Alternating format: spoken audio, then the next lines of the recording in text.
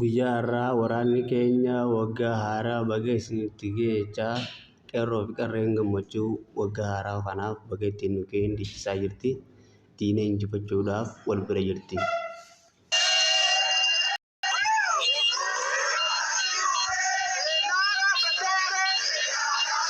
Maal agarsiisa uumamni gisee kana dhiichisu kana hedduutu akka nama dazzaa hedduutu akka nama gammachiisa.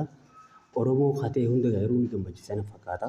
Garuu beeki diinni keenya silaayis nuuf gammadaa jee itti yaadu na fakkaata. Diinni keenya nu gadda malee nuuf hin gammadu.